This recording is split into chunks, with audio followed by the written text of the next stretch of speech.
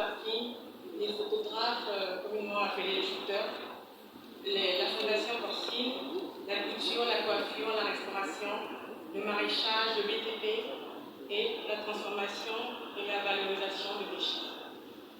Chers participants, je suis particulièrement heureuse que vous ayez répondu massivement présent à cette rencontre d'échange et de partage qui contribuera à coup sûr à l'essor et au rayonnement de vos différentes structures.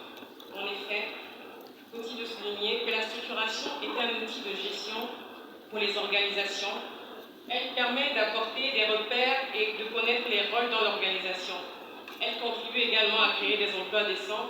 Et c'est donc pour répondre à ces enjeux que le ministère en charge de l'économie sociale et solidaire a mobilisé une équipe composée de juristes, de comptables et de consultants spécialistes dans des procédures de formalisation. Je veux juste ouvrir une parenthèse en disant que la formalisation, une entreprise formelle, est plus transparente et constitue donc un emprunteur moins risqué. Cette équipe vous accompagnera durant 3 semaines dans la structuration, la gestion quotidienne, en abordant conjointement les volets financiers, organisationnels et juridiques. Mesdames et messieurs, vous conviendrez avec moi que pour devenir un excellent acteur de développement, il faut non seulement se former continuellement, mais aussi travailler en réseau pour atteindre les sommets. L'économie sociale et solidaire, c'est la coopération des entreprises, des consommateurs, des agriculteurs, des travailleurs, plutôt que l'individualisme, pour faire de l'économie un moteur de progrès, un outil des citoyens. Mesdames et messieurs, au regard de l'intérêt que revêt désormais le secteur de l'économie sociale et solidaire au Gabon, nul doute que vous accorderez le maximum d'attention pour une meilleure appropriation du contenu pédagogique qui sera délivré par l'informateur qui capitalise une riche expérience et dispose d'une expertise avérée dans le domaine. Ici, de rappeler que le contexte général actuel exige une résilience face aux différentes crises qui frappent le monde. Ainsi, la recherche et la connaissance doivent être au cœur de vos préoccupations pour mieux orienter votre prise de décision. Pour ma part, je demeure convaincue que cet atelier de formation et de structuration des entreprises et de l'économie sociale et solidaire contribuera à booster le secteur et le rendre en tout point de vue plus visible à travers vos produits et services.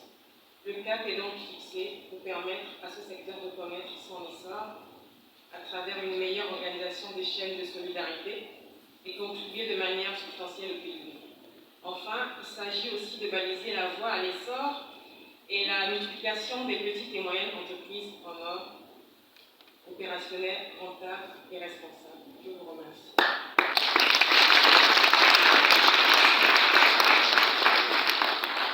Merci, Madame le Directeur Général. Dans la même atmosphère, je vous invite à recevoir également le représentant de l'UNESCO, M. Eric Volubi, que j'appelle à ce public pour prononcer son discours. S'il vous plaît.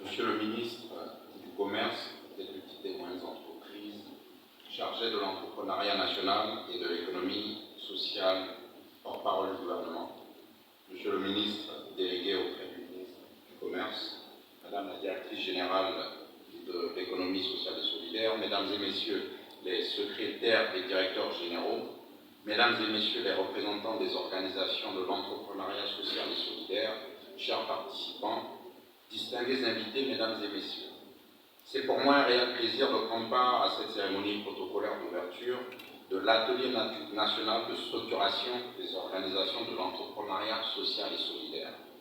Cette heureuse circonstance pour saluer cette initiative conjointe de l'UNESCO et du ministère en charge de l'entrepreneuriat social et de l'économie solidaire au bénéfice direct de 250 personnes.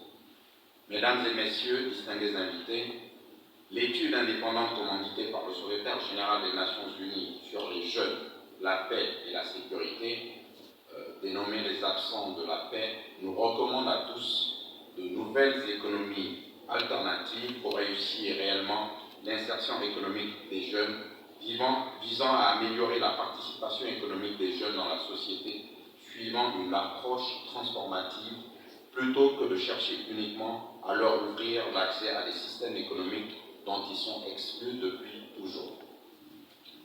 Comme vous le savez, des modèles économiques alternatifs sont apparus ces dernières décennies, notamment l'économie sociale et solidaire d'une manière plus générale. C'est pourquoi l'UNESCO est fortement engagée dans l'accompagnement des initiatives de jeunes et de femmes visant à leur autonomisation économique.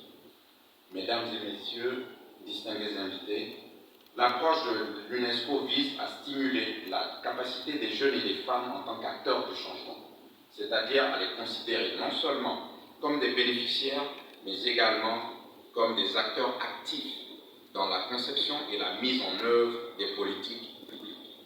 C'est dans cette dynamique que l'UNESCO s'emploie depuis mars 2022 à mettre en œuvre son programme de transformation des organisations de jeunes et de femmes en entreprises sociales et solidaires dans les villes de Lambaréné, Mouila et de Tchibanga. Ce programme, qui a commencé par une phase de prospection et de formation, a permis d'outiller plusieurs organisations dans ces villes. La performance économique, la solidarité et le développement durable constituent les piliers de ce programme. Notre ambition, entre autres, est de formaliser et professionnaliser les bénéficiaires, de même qu'à leur inculquer les principes de gestion démocratique et sociale des projets, utilité collective et la non-lucrativité individuelle. Monsieur le ministre délégué, mesdames et messieurs, distingués invités, la structuration des entreprises de l'économie sociale en associations interprofessionnelles en fonction de leur secteur d'activité permettra sans nul doute de faciliter l'intercommunication entre les entreprises sociales et de consolider la cartographie de celles-ci. L'UNESCO est fier et heureux d'accompagner ce projet qui vise à réaffirmer également tout notre engagement collectif au service du développement économique et social au niveau urbain et communautaire. Je souhaite donc que cet atelier de formation puisse constituer un cadre d'échange constructif et fructueux et qu'à l'issue de ces travaux, vous soyez toutes et tous édifiés sur les leviers d'une entreprise sociale et solidaire. Je vous remercie de votre attention.